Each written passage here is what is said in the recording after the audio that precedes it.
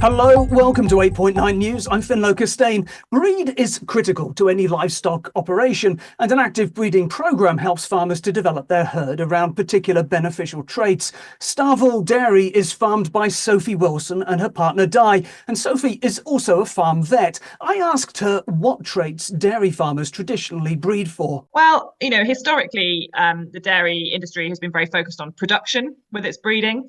And more recently, there have been indices developed to try and sort of combine production with other traits like fertility, survivability, efficiency, and then a little bit of sort of conformation as well, legs and feet and udders. But the heavy focus has been on production and litres traditionally. So is this the same for you on your farm? To some extent, yes. So historically, our herd is a pedigree British Frisian herd, and partly due to the milk contract we had, we've mostly bred for increased litres production, but also for us with an emphasis on beef calf value. So we've been finishing beef animals, and so the British Frisian has been a sort of robust animal that can produce a really great beef calf as well as good production from the dairy cows. Now, there can be some welfare issues when you're breeding purely for production. So thinking as a vet, are you seeing improved welfare from the approach that you're taking? Yeah, absolutely. And I think, I think it's been seen across the industry, but certainly for us, increasing our emphasis on the sort of health traits, so feet, udders, reducing issues with sort of udder conformation, and increasing our fertility, which is really important for sort of then longevity within the herd. Has been really important for us, and I think the wider industry as well has begun to do more of that too. When you started transitioning to regenerative dairy, did you have to start rebuilding your herd from scratch, or were you already using breeds that were appropriate for that kind of dairying? No, we very much started with our traditional British Frisian base, and that they're good cows with a lot of good positive sort of traits. But for us, it's then about adapting that cow to our system, and the most important thing is, I think, identifying where the weaknesses are in the cows, and then thinking about whether either within breed by using different bulls of the same breed, or using different breeds to try and sort of reduce those weaknesses and produce a cow that fits the system that you're trying to run. And that's essentially what we're trying to do. So you were starting from a British Frisian base. What other breeds were you then bringing in? Initially, we were sort of carrying on with the same themes of the British Frisian, looking for a really robust cow and worried about beef calf value. We were trying to increase our milk solids, so we brought in some Montbéliard. And we soon realised that actually for the system we were trying to run, the cow we had was too big. Body weight was too big. We were struggling for efficiency.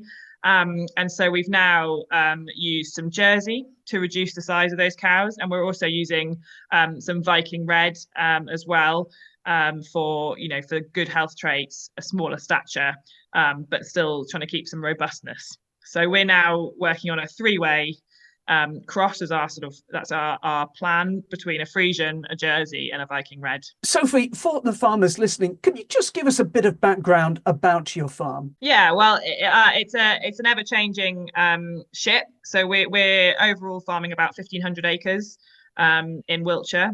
We've got two dairy herds. Starveall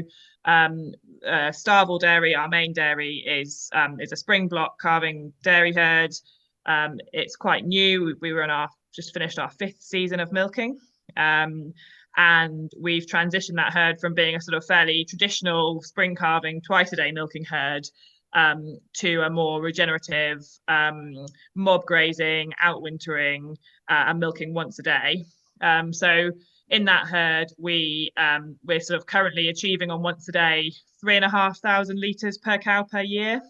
So the cows peak at about 19-20 litres in the spring per cow per day, and then we're aiming really to increase that by a bit more. So originally our goal was actually 3,500, but we've achieved that in our 2nd year, so we think we can do better. But the main thing we're trying to improve is our milk solids.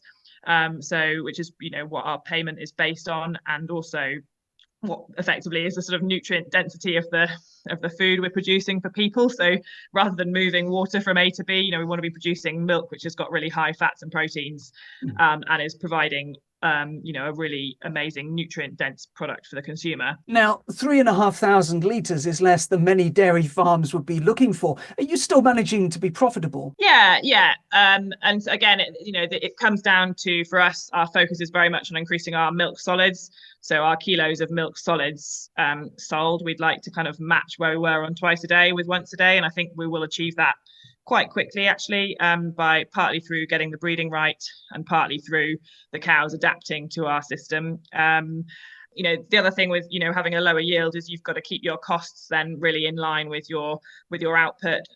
So for us, that's about running quite an efficient system, keeping our feed costs low. So we do feed some concentrate, but not very much. So they're getting about 400 kilos per cow per year of concentrate feed. And then having low sort of variable costs, but also a big thing for us is our outwintering system. So that reduced our wintering costs.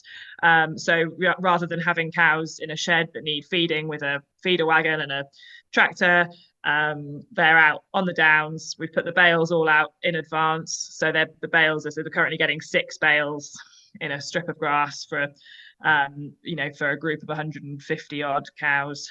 And then each day, we have to go up there, we unroll the bales, which is obviously quite a bit of manual labor, but it's actually quite good fun once you get the hang of it, and move a fence. And so they get a new strip every day with 6 more bales. That's effectively those cows fed, bedded, mucked out, and checked, for the day in about an hour. So it's a great system when you can get it to work. Now, you've previously said that it took you a couple of winters to get that outwintering just right. To what extent was this about adapting your herd traits, and to what extent was it down to your own farm management and experience?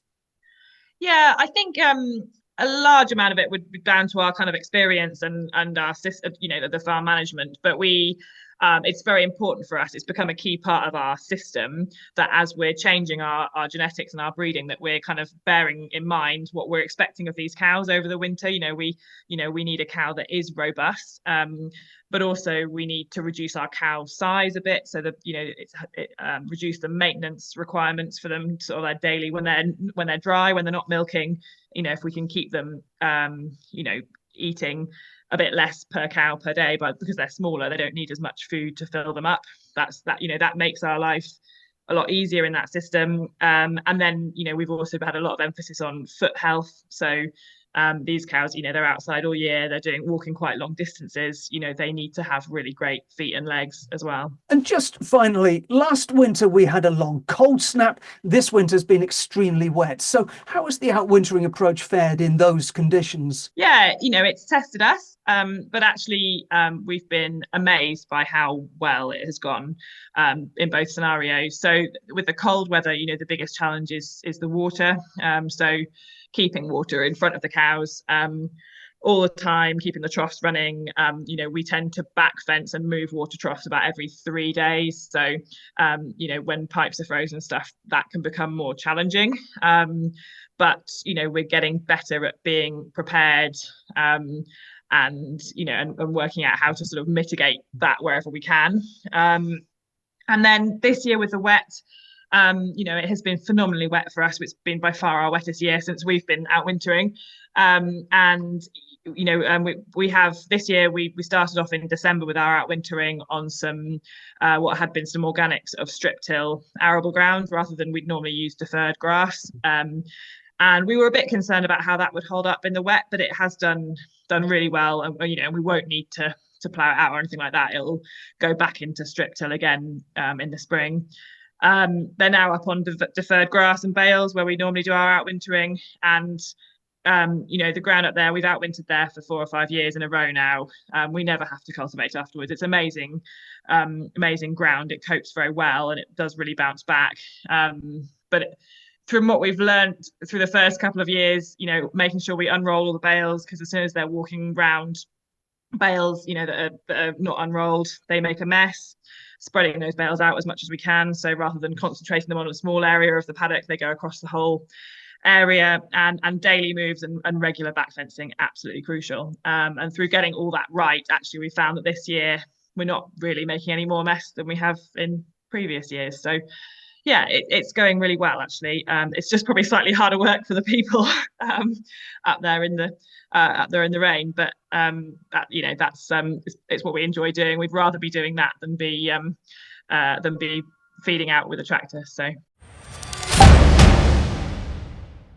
that was Sophie Wilson from Starveall Dairy. More news on our website, 8.9.com. That's all for now. We're back soon. Thanks for watching.